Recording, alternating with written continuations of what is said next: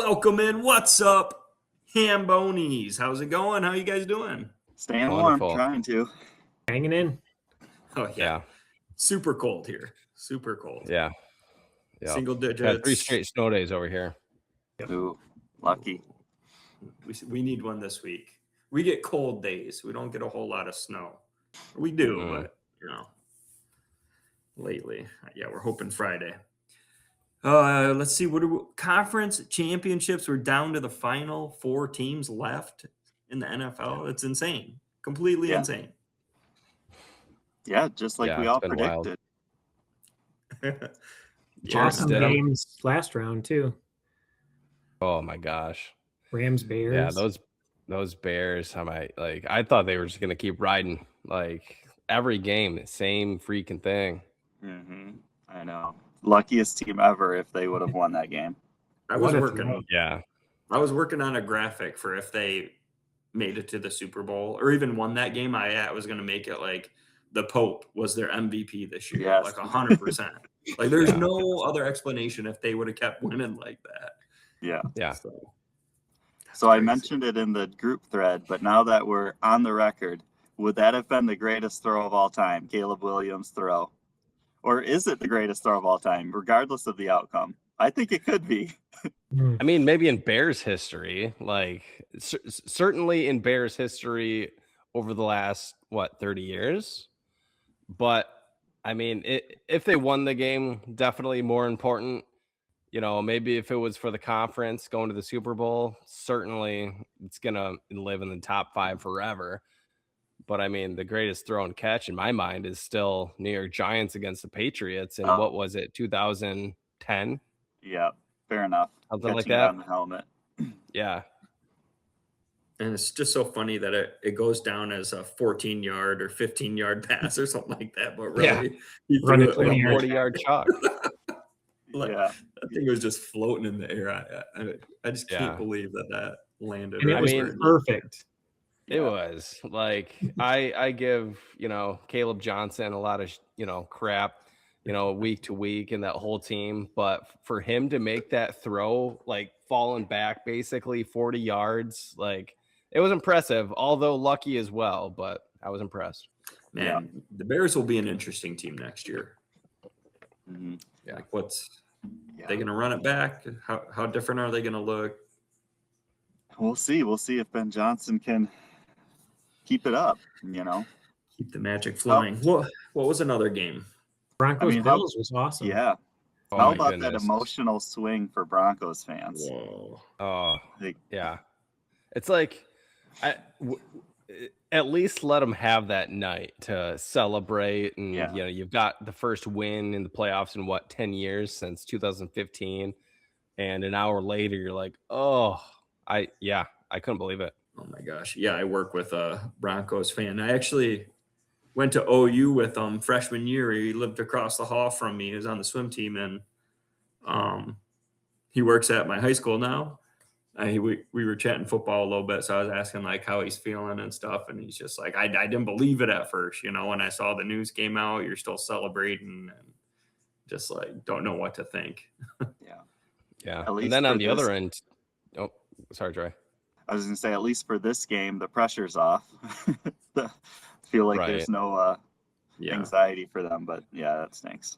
They got I certainly think Stidham and that defense, like they could definitely do it. But on the flip side too, the Bills lose that game in that fashion. Then next thing you know, McDermott's gone, and now the ownership's like turning on their old or their coaching. It's nuts. So And their players.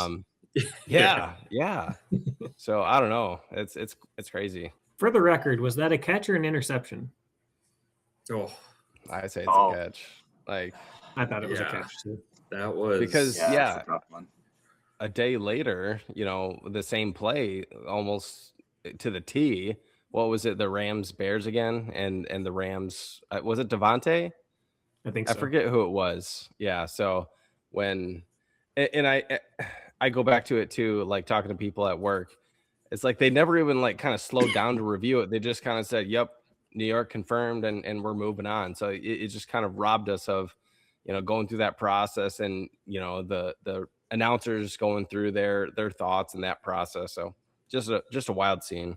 Yeah, I wonder in another universe, because I feel like a lot of fans outside of those two teams, too, the Bills and the Broncos, it's like, can we just like trade them out? Like, can we just put the Bills in now, just for a little more fun? But to your point, man, I think, Broncos D is still so good. It'll be interesting. Hopefully they can make it a game still. That can lead us right here into. All right, you can go ahead and cut that. Let me see. I'm like, I went to every window except for the one I need to. It has to stay. And we're there. And we're there. Oh, we're not even in the games yet. Here are the standings for the playoffs. So the standings from the entire season that we did pick'ems, Zach, Matt, Jordan, Troy is how we ended. And now it's flipped upside down, turntables, as they say. So yeah, Troy still a perfect 10-0. He's perfect on his bracket. He's perfect on his pick'ems. What's your you gotta save the best for the last. The best teams peak in the playoffs. We just kind of coasted through the regular season, but now we're firing on all cylinders. But Jordan, you're right on my heels. Yeah. I'm not doing too bad, except for we had almost the exact same bracket unknowingly, and I got the first two wrong like pretty early. So, but basically, you described yourself as a sandbag. That's what I'm hearing. Yeah, Yeah. pretty much. Sandbagging. We'll go with that. Okay. All right. Well, we'll keep on moving here. So, we get points for these pick'ems that we've been doing all year long, or all season long, I should say. We're continuing this pick'em show that we're about to do here. And then we did that extra bracket challenge. You can go ahead and check out that first wild card video. It's got our brackets at the end after our pick. So if you want to see Troy's perfect bracket and see where else we all stood and kind of how our brackets broke, go ahead and take a look there. Otherwise, we're going to roll into the first game on Sunday. New England Patriots, the number 2 seed, taking on the Denver Broncos. Troy Yes. Obviously, we talked about it. No Bo Nix. Jarrett Stidham's going to be the quarterback. I saw a pretty crazy stat that I'll share. So do you know, in 2024, last year, the only team that did not have a backup quarterback throw a pass was the Denver Broncos. They had a pass attempted by a wide receiver and a punter, but Bo Nix was the only quarterback to attempt a pass. Wow. And they were the only team to do that. This year, 2025, there was also only one team that never had a backup quarterback throw a pass, and that was also Denver. What? So it's been 2 years where Denver has not had a backup quarterback attempt to pass. That's nuts. And now they're going into the conference championship game with a backup quarterback. So Stidham's last pass attempt in a regular season game was 2023. He's obviously played in the pre. But, we talked about it. Denver's defense is amazing. They get after the quarterback. They're not dead. I mean, that offense is, I won't say it's made easy for the quarterbacks. I think Bo Nix has done a great job, but Sean Payton does do a lot of quick kind of short passes. I think Stidham, hopefully can probably do that behind a great defense. If they can control the clock, keep it low scoring, they have a shot. And for me, New England, this kind of feels like a trap game because they won and they start before they can even really think about playing Denver. They know they're going to play a backup quarterback. And you just wonder if they get that in their head, like we're already in the Super Bowl. I know New England fans and a lot of the country is already kind of assuming New England's in the Super Bowl. And you wonder if that becomes a little bit of a trap game in their minds a little bit. So, Denver's not dead, but I'm going with New England. I have to stick with my original picks, and I did have New England at the beginning, so I'm going to stick with them. But this one isn't a layup, especially being in Denver. Yeah, I'm curious what the weather would be. Mile High, isn't an easy place. We saw, or at least the commentators were talking about it the whole game, about how much oxygen the Bills were sucking down on the sideline. We saw a lot of cramping and things like that. So it's still a pretty massive home field advantage. I'm sure that place is still going to be bumping. We'll have to contact. We mentioned our resident boot on the ground, Colorado native, Dan the Man, the Muffin Man. What other nicknames does he have? XX hyperactive 11 or something like that. uh, Going way back. I don't have too much to add. Let's see. Oh, I was going to talk about just in general the parallels of the teams in this matchup and the other one. I like kind of the coaches seem a little similar, a little bit older. The teams, you got these young, a little bit more unexperienced quarterbacks, and then like two great defenses. And then the other game, you have a little bit younger coaches, I'd say, or maybe they're perceived as younger, like offensive mind type coaches. Well, offensive defense, but and then you got the old veteran quarterbacks with Darnold and Stafford. So I like the matchups here and that kind of the poetry there. I'm also sticking with my bracket. I'm going to stick with New England. Not going to try and make up any extra points here. I'm going more for accuracy. I think Patriots you gotta come out on top on this one. Yeah, no, super excited to see this game. I did just look up the weather for Denver on Sunday. Looks like it's going to be a somewhat of a cold one. I think around 25 degrees or so in the Mile High. So looking forward to this game. I think, it's not going to be a super advantage. I mean, the Patriots play outside too. But here's the thing. I think Stidham, I think he's going to have a solid game. And then I think he's going to have a solid Super Bowl. But more to this game, he could perform well, and he could earn himself a lot of money potentially. He gets a trade target after this season. He kind of shows out maybe this week, maybe in a couple of weeks as well in San Francisco. So give me the Denver Broncos. I think everyone's kind of poo-pooing them, and I used to be a huge Denver fan. And on Sunday, I think I'll be rocking my old John Elway jersey. Do it up. Jarrett Stidham, 220. Oh, that is a hot take from this one game. I was thinking Browns. Oh, there you go. Ooh. Well, in my original bracket, I had Denver, and I obviously felt a lot better about that when they had Bo Nix.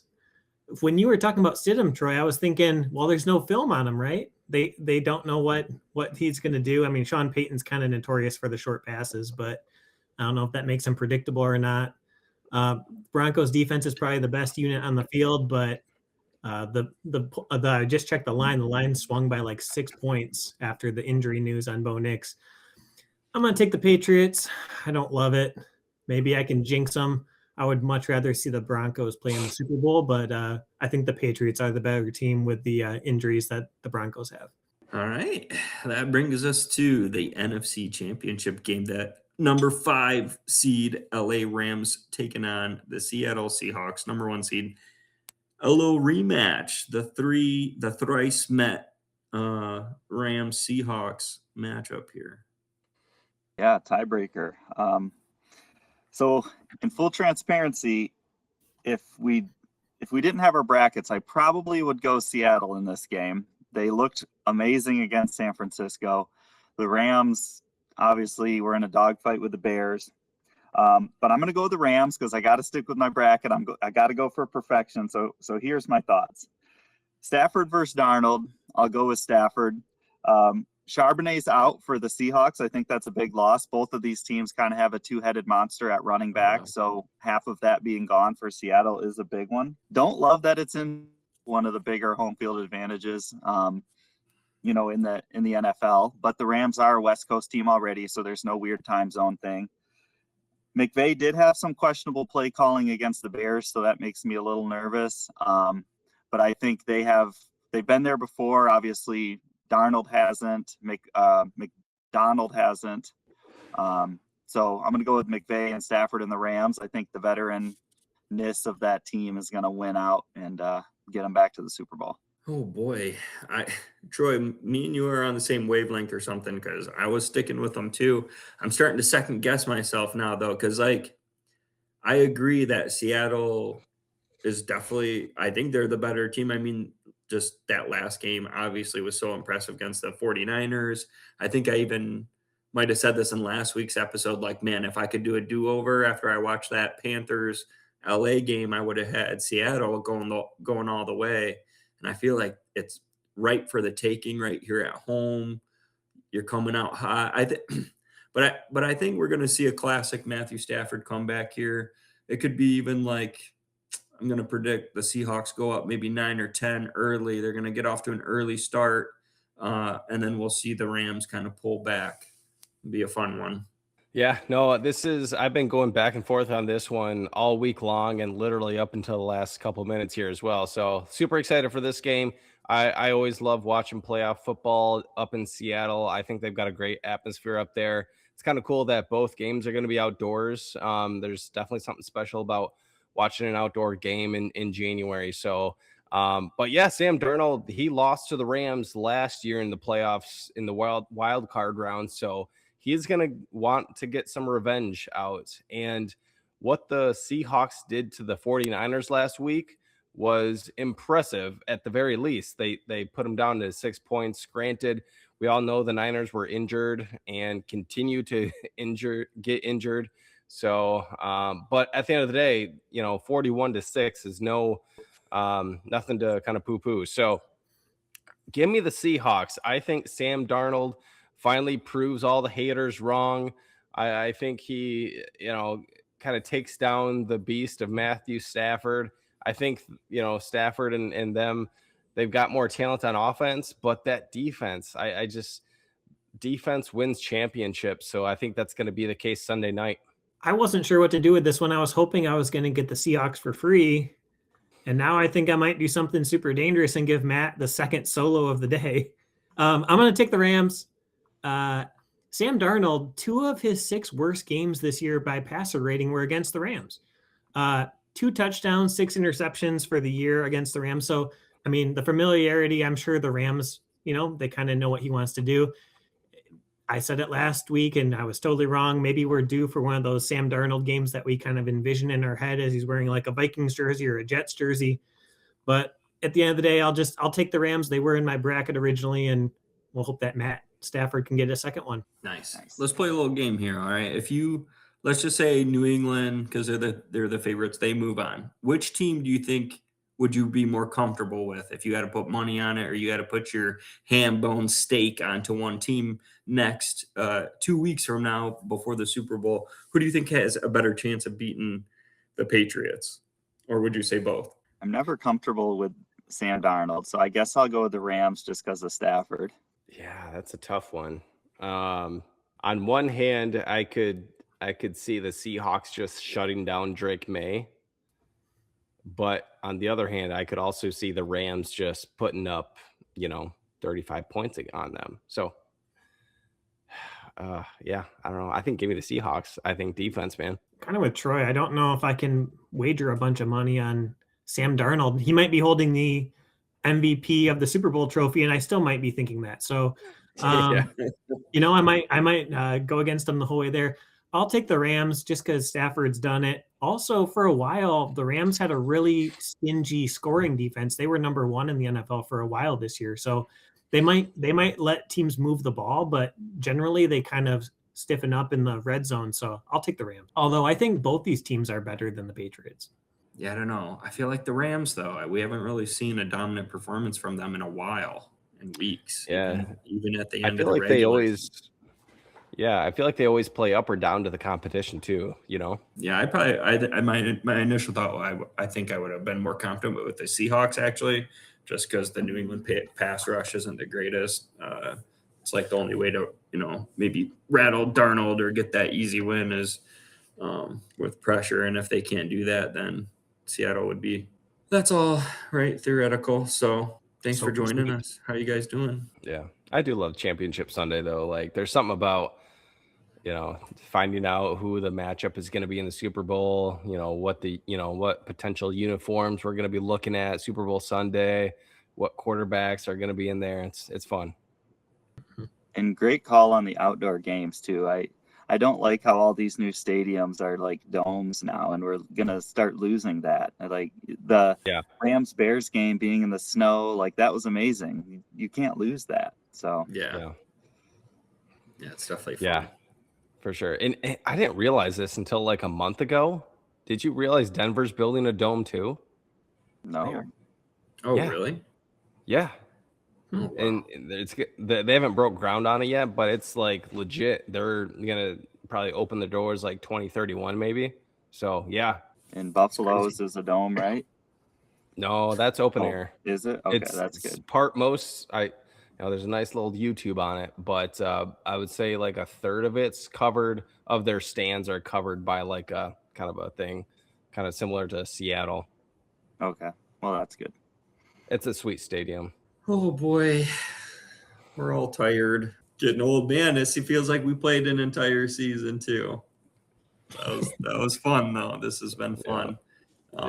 Catch us on the HBB, the Honolulu Blue breakdown. We'll be giving you a lot more content there through the off season as well. Maybe not every week, but every once in a while we'll pop in there. So make sure you check that out. Take care. Stay warm if you're in the mitten or up north. Oh yeah, it's gonna get cold. Mhm.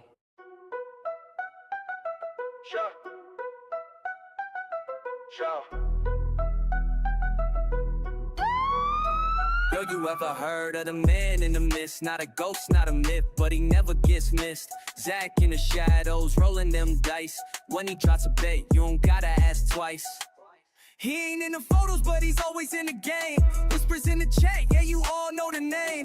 Moves like a phantom, but the stakes are real. When Zach calls a play, you know the room gon' feel. I roll a low profile, bets like a storm. He's the wild card analyst, breaking every norm. Everybody's waiting on the ghost in the room. Zach's got the numbers and he's bringing the boom. You won't see him coming, but you know when he's near.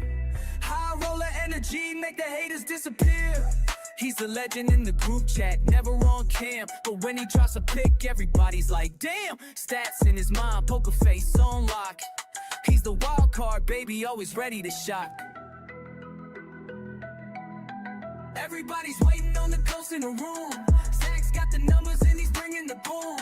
You don't see him coming, but you know when he's near.